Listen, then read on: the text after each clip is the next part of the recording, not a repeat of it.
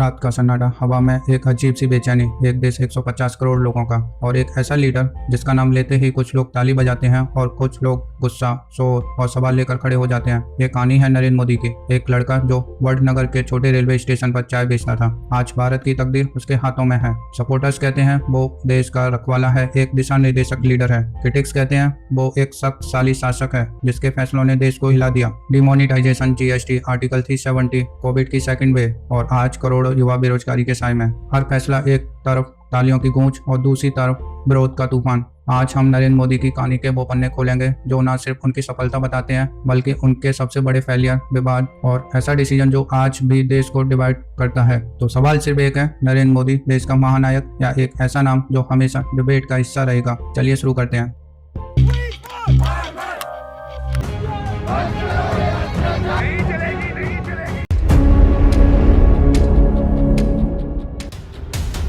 चाहिए मोदी हमारा पति, हमारा भाई, हमारा बाप, हमारा। नमस्कार दोस्तों, कहानी शुरू होती है 1950 के दशक में।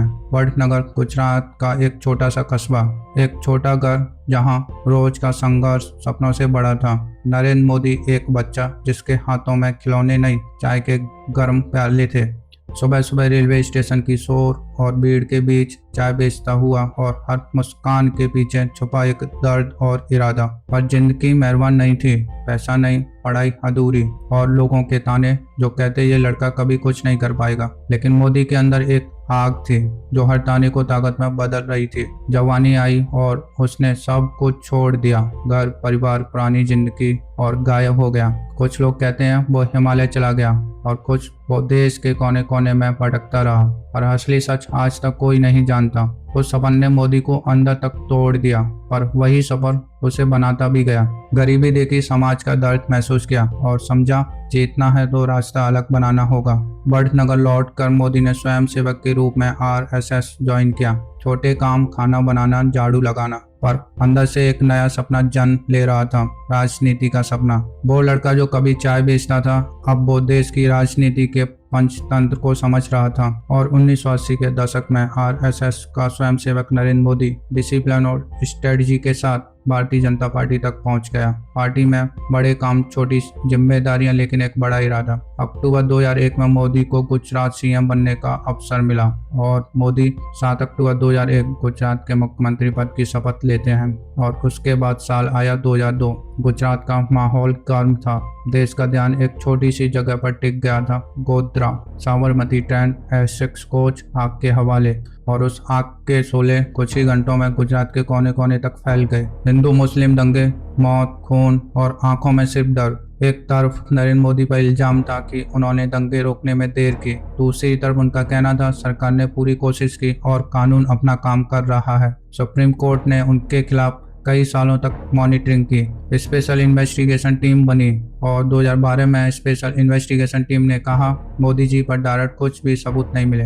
लेकिन सवाल आज भी लोगों के दिल में जिंदा है। ये एक ऐसा चैप्टर था जहां से मोदी का नाम नेशनल हेडलाइंस में आया और देश भर में मोदी का नाम गूंजने लगा। 2002 के बाद कई बार उनसे सवाल किए गए, टीवी इंटरव्यूज में, रैलीज में, लेकिन मोदी ने हर बार एक ही बात बोली, let the law take it on course. और कंट्रोवर्सी यहीं खत्म नहीं हुई।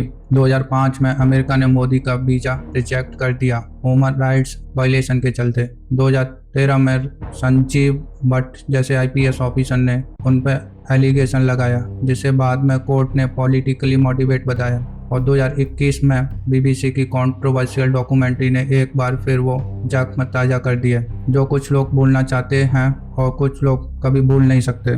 क्रिटिक्स कहते हैं मोदी की छवि हमेशा इस दंगे से जुड़ी रहेगी। सपोर्टर्स कहते हैं इसी वक्त उसने गुजरात को विकास की राह पर डाला। कंट्रोवर्सीज के बावजूद नरेंद्र मोदी ने रुकना नहीं जाना। दिसंबर 2002 मोदी अपना पहला चुनाव जीत कर फिर से सीएम बने। 2007 और 2012 में भी जीत के बाद गुजरात एक नए डेवलपमेंट मॉडल की तस्वीर बन गया।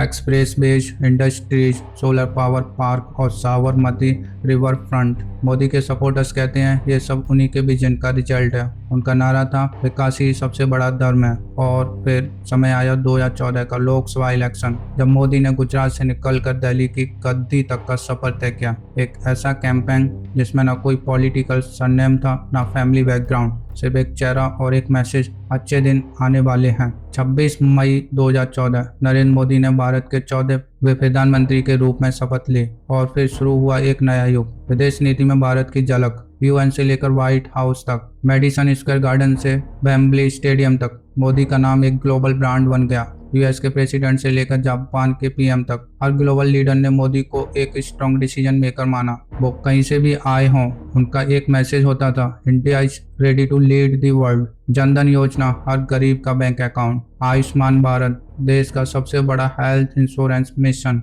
Make in India, digital India, skill India, youth और एंटरप्रेन्योरशिप के लिए नए रास्ते, ट्रिपल तलाक बिल, एक हिस्टोरिकल स्टेप मुस्लिम वुमेन के अधिकारों के लिए। लेकिन हर अचीवमेंट के साथ एक डिसीजन ऐसा भी था जिसमें तालियों के साथ साथ सवाल भी मिले। 8 नवंबर 2016 डिमोनेटाइजेशन, पूरा देश रातों रात लाइन में लग गया।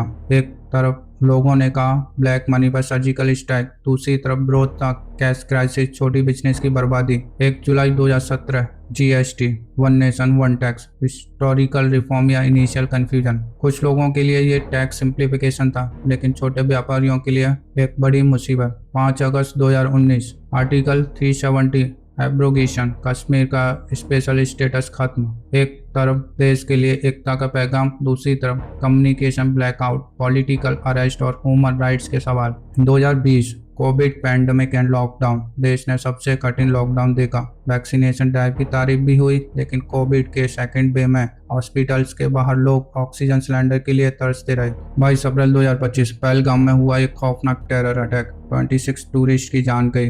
देश का गुस्सा आसमान छू गया।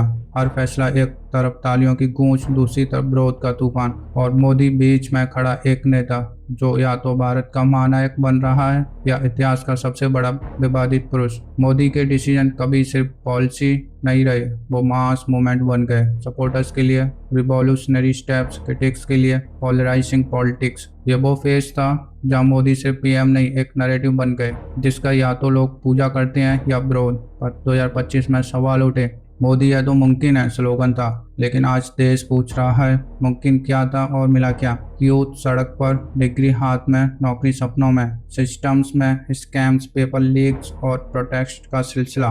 किसान अब भी दिल्ली के दरवाजों पर खड़ा है। सवाल उठता है, देश बदला या सिर्फ नैरेटिव। मोदी जी ने एक लीडर का रूप लिया, लेकिन क्या वो एक लॉकडाउन डेमोक्रेसी के आर्किटेक्ट बन गए? जब भी मीडिया ने सवाल किया, या तो माइक बंद हुआ या चैनल ही बंद हो गया। सरकार बोलती है सब ठीक है, जनता पूछती है फिर हर तरफ विरोध और आंदोलन क्यों है? इलेक्शन से पहले मोदी जी नेता लगते हैं, इलेक्शन के बाद सिर्फ एक चेहरा जो स्टेज पर रहता है और जमीन से दूर होता जा रहा है। भारत की जनता ने मोदी जी को 3 बार चुना। मोदी जी ने भारत की जनता को क्या दिया, ये फैसला आप करेंगे। एक समय था जब मोदी जनता के लिए थे, और अब समय बदल चुका है। अब आवाज जनता की होगी, फैसला भी। धन्यवाद दोस्तों।